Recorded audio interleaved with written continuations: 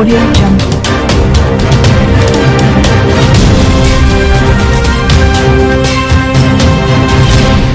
Audio Jungle. Venukonda పట్టణం Markapuram road గొర్రెల మండి నందు ఎన్నికల ప్రచారంలో పాల్గొన్న తెలుగుదేశం పార్టీ పథకాలు వివరిస్తూ వారి సమస్యలు తెలుసుకున్న వెనుకొండ నియోజకవర్గం తెలుగుదేశం జనసేన బీజేపీ ఉమ్మడి పార్టీల అభ్యర్థి జీవి ఆంజనేయులు మరియు మాజీ శాసనసభ్యులు మక్కిన మల్లికార్జునరావు మరియు ముఖ్య నాయకులు పాల్గొన్నారు. మండీలోకి రావడం జరిగింది. ఈ సందర్భంగా ముందుగా ఆయన ఆశీర్వదించమని మీ అందరినీ మనస్ఫూర్తిగా ప్రార్థిస్తున్నా. సోదరులారా, ఒక్కసారి ఆలోచన చేయండి. గత 5 సంవత్సరాల పాలన చూశాం, అంతకుముందు ఆంజనేయులు గారి పాలన చూశాం, అంతకుముందు నా పాలన చూశాం. ఉన్నటువంటి వ్యత్యాసాన్ని గమనించని ఈ సందర్భంగా మీకు మనవి చేస్తున్నా. మీలో చాలా మందికి అనుమానం ఉండొచ్చు. పోయినసారి నేను వైసీపీ తరఫున బ్రహ్మనాయుడు గారిని గెలిపించమని వచ్చిన మాట వాస్తవం. ఆ వాస్తవాన్ని ఒప్పుకుంటున్నా. అయితే ఈ రోజు మరలా ఇటు ఎందుకు వచ్చానంటే దాన్ని ఖచ్చితంగా బాధ్యతగా చెప్పాల్సినటువంటి అవసరం, అవకాశం, బాధ్యత నాకుందని ఈ సందర్భంగా మేము మనవి చేస్తున్నా. ఒక్కసారి రాజశేఖర రెడ్డి గారి మీద అభిమానంతో, ఒక్క అవకాశం అనే ఆలోచనతో 2 సార్లు ఓడిపోయినటువంటి బ్రహ్మనాయుడు గారిని గెలిపించాలని ఆ రోజు నేను రావడం జరిగింది. మంచి అభ్యర్థి అయిన శ్రీకృష్ణదేవరాయలు గారిని ఎంపీగా పోటీ చేస్తుంటే వచ్చి మీ అందరినీ ప్రార్థించాం. కానీ 5 సంవత్సరాల కాలంలో జరిగినటువంటి వాస్తవాలను గమనించండి. మంచి అభ్యర్థులనే బలపరచండి. ఇప్పుడు కూడా నేను చెబుతున్నా, ఎవరు మంచివారైతే వారిని ఆశీర్వదించండి, వారికే ఓటేసి వారినే బలపరచమని కోరుతున్నా. 5 ఏళ్ళు అయిపోయింది. రాజధాని వద్దాం అనుకున్నాం. నేను ఆశపడ్డ, నాకు 3 పిల్లలు ఎంబీఏలు, ఎంటెక్, డాక్టర్ చదువుకున్నారు.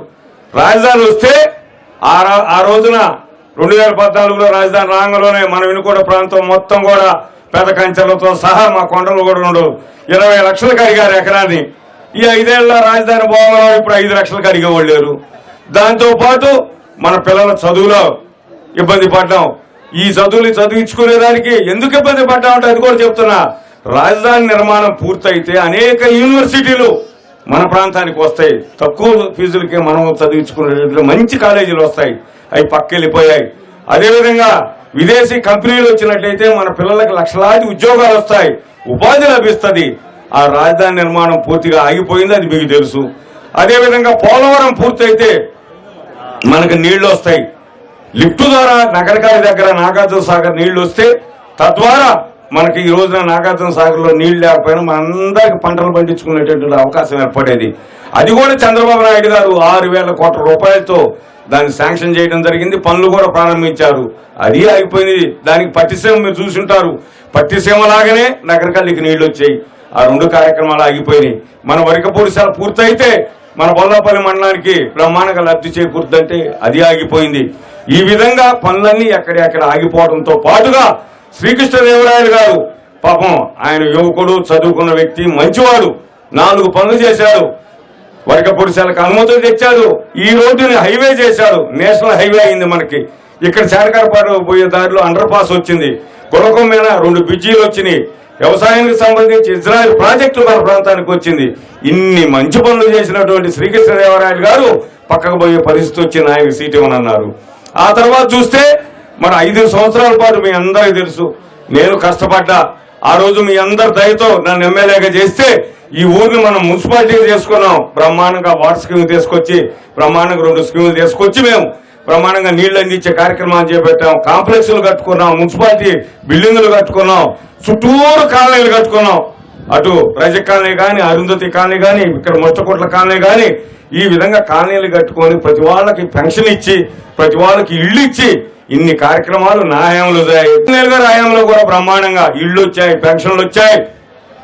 నేనున్నప్పుడు 200 రూపాయల పెన్షన్ రాజశేఖర రెడ్డి గారు చేస్తే ఆంజనేయులు గారి హయాంలో చంద్రబాబు గారు ఆ 200ని 1000 చేసి మరలా 2000 చేశారు. ఈ రోజున జగన్మోహన్ రెడ్డి గారు ఆ 2000 3000 చేశారు. మీ అందరికి ఒకటే మనవి చేస్తున్నా, ఏ సంక్షేమ పథకాలు ఆగవు.